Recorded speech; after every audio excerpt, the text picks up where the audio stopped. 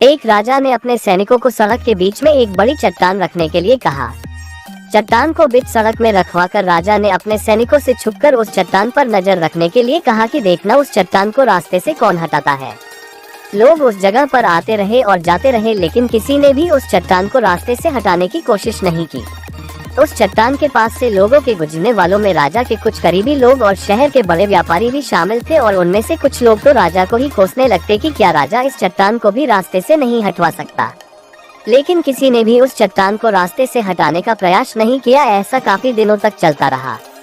एक दिन एक किसान अपनी सब्जियों के साथ उधर से गुजर रहा था। उसने चट्टान को रास्ते में पड़े देखा और सोचा कि सबको इस चट्टान की वजह से कितनी तकलीफ हो रही है। उसने अपनी मजबूत लाठी से उस चट्टान को एक तरफ धकेलने की कोशिश शुरू कर दी। काफी कोशिश के बाद वह उसे सड़क से हटाने में कामयाब हो गया।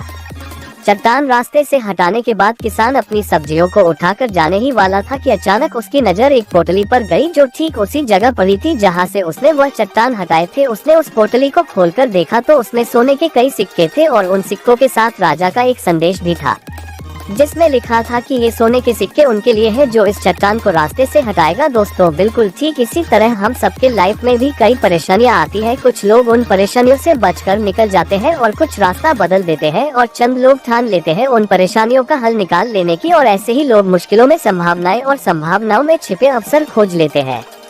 मजबूत इरादे और नेक दिल के साथ किए गए कोशिशों के परिणाम हमेशा ही अच्छे आते हैं। इसीलिए जीवन के परेशानियों से घबराओ मत, बल्कि उन परेशानियों को हल करने की कोशिश करते हुए जीवन सफर में आगे बढ़ते रहो।